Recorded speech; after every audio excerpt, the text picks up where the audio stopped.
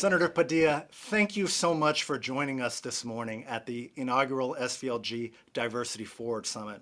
And right at the top, I just want to say how proud we are of you representing us in the Senate for all you've achieved and accomplished. We truly are grateful to have you, I believe, in your first official remarks here since becoming senator in Silicon Valley. So again, thank you. Thank you for the invitation. That is indeed the case. So thank you for having me. And I know our time is limited, so just let's jump right into it because there's a lot to talk about. Well, let's do it. Before we get into the diversity questions, let me first ask about COVID, clearly top of mind for all of us. And what do you see Silicon Valley in terms of a role we can play as we move forward with recovery? And we all know that for communities of color, we've been disproportionately impacted by the coronavirus. We'd love your thoughts around how we can be part of the solution and maybe where you see more legislation and help coming from DC. Appreciate the question because the actually COVID and diversity issues and questions, short term, midterm, long term, are intricately tied together. The way I try to describe it is we're actually trying to get our way through dual pandemics. Everybody talks about the COVID pandemic, the health impact that it's had and disproportionately on communities of color, also the economic impact that it's had, also disproportionately on communities of color, but it's also exposed a whole lot of underlying inequities throughout society, whether it's on education, for example. The digital divide that exists and where the role of broadband expansion and digital literacy is now exacerbated. We got to do better there if we want to keep our kids learning and working towards that better future. Not just access to health care, quality of care, including mental health care. Let's not forget about that.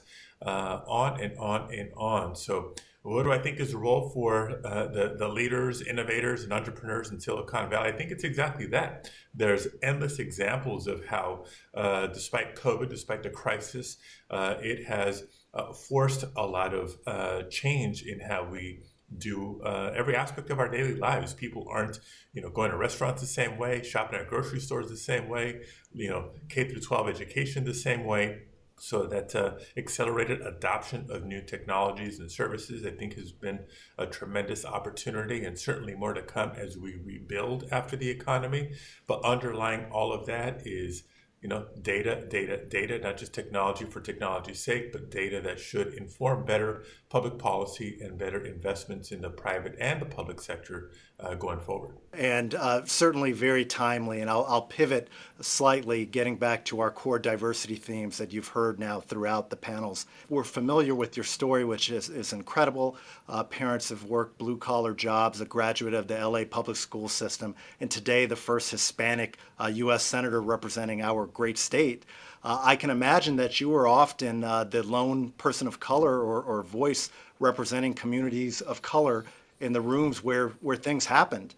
Can you talk about your personal experience? Talk to the executives in the audience to share more with us about what you've learned and how our executives can lead driving change around diversity and inclusion. Yeah, very much appreciate the question because you're exactly right. Far too often, one of the very few, sometimes the only person of color in a room from, even some of my days at MIT, earning my mechanical engineering degree, and at every stage of my career. The good news is coming into United States Senate, I'm not the only Latino, not the first and not the only, but still not nearly enough if you look at the size of the population nationally. And so there's a lot more work that needs to be done. But there's a lot of leadership already that we've seen in Silicon Valley from investment in STEM programs, for example, trying to inspire the next generation of scientists and engineers.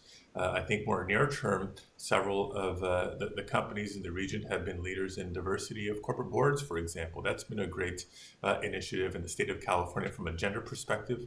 Hoping to follow that up with other perspectives of underrepresented groups, not just in elected office, but in corporate America, for example. So a lot to build on there. And just a quick story, right? If you were to ask yourself, who would make the ideal United States Senator? what kind of work experience, what kind of education, is it a graduate degree, is it an undergraduate degree, what high schools or even junior highs would they go to get into the right high school, to get into the right college, to get the right education, to get the right career track. What do their parents do for a living in order to be in the right neighborhoods, to attend the right schools, to go on to the right college, to get a leg up, career-wise. I think I've broken the mold on almost every step. And I Right. walk us through that because so much of what we're talking about these days in terms of innovation is based on algorithms, right? One of the favorite classes I took at MIT was probability and statistics. And while data and statistics have a lot to do in helping innovate and helping improve society, let's not forget about the human factor in all of this. So that's one of the messages I certainly want to leave with the members and CEOs that are listening in here. Let's not forget about the human factor. I know immigration reform, when we touch on that for a minute, big difference between H-1Bs and H-2B visas. Well, we look to an immigrant workforce to the extent possible, try to maximize talent and expertise. Let's not lose sight of training U.S. born young girls and boys of color to be the workforce of tomorrow as well. Well, let me follow that point, and I won't beat around the bush. As you know well, we need smarter immigration policies. Can you share any thoughts, thinking updates around that? As I know there's a lot of conversation in the works. Yeah, well, we're fresh off of a press conference. Senator Menendez, myself, other members of the Senate, and a whole lot of members of the House of Representatives unveiling a very comprehensive legislative proposal that encapsulates what new President Joe Biden has proposed in terms of comprehensive immigration reform.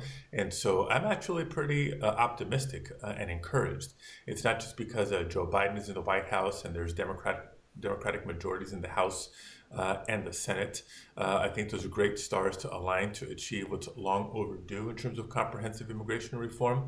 But as time has gone on, I think more and more people are recognizing not just the cultural and societal value of immigrants to the United States, but the economic contributions of immigrants as they have over the course of generations throughout our nation's history. So I'm hopeful that it's while making sure we take care of dreamers is absolutely the right thing to do, there's so much more that needs to be done than just that. Fixing the horrible situation at the border, the separation of families, the detention of children in cages. Of course, that needs to happen, but so much more than that.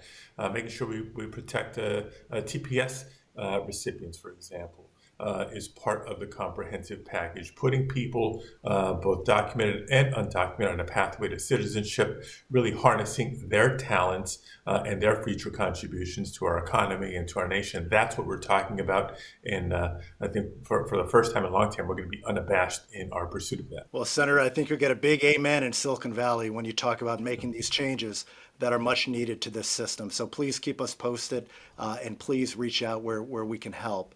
And a couple more questions now, kind of returning to this main theme. Policy around racial equity and diversity issues at the federal level. Can you share updates or thoughts around where you might see legislation or what we may see coming over this term with this new administration around these very important issues? Yeah, so I think two comments, one very broad and then one very narrow.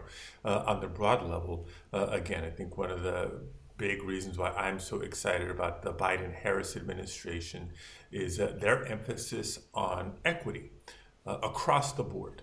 Right. I know last summer, for example, after the killing of George Floyd in Minneapolis, it raised the questions yet again on the most high profile level that we've seen in a long time.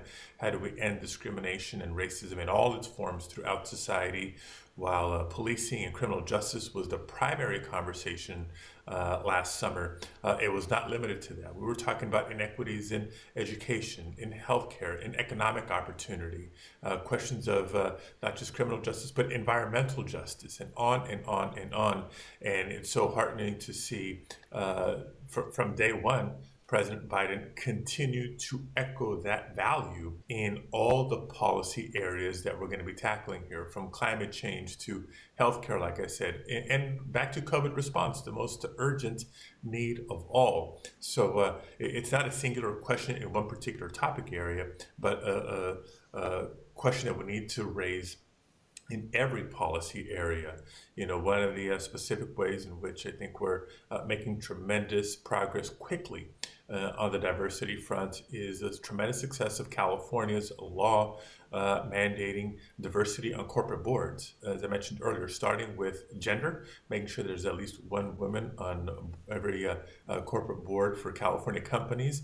I think a law replicating that, echoing that for other underrepresented groups soon to follow. But that's just California. So many other states looking to mirror that, and that could very well be the basis of national policies, maybe through Congress, maybe through some of the regulatory agencies. We'll see, but it's the right thing to do from a social standpoint, and definitely the right thing to do from an economic standpoint. Senator Padilla, to close, the last question, a homework assignment. You hear, looking at this conference, we're talking about diversity issues very differently than we ever have before. We're committed to change. What can we do individually to drive this positive dialogue here in Silicon Valley and support your important work?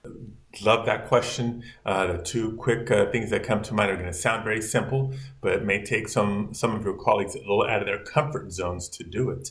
Number one, just embracing the dialogue in this and agreeing that it is important to diversify your individual companies and organizations at all levels. If you think back to the sort of open data conversation movement the last 10, 15 years, why not voluntarily start sharing some of that data proudly? If you have something to brag about in terms of diversity, why wait for it to be a mandate, a requirement for you to report it? Show us where you are and show us the progress that you're making, and continue to be an inspiration and an example to others. Thank you, Senator Padilla, for sharing your insights. We're truly lucky to have you here today and representing our great state. All right. Thank you very much, and let's continue to stay safe.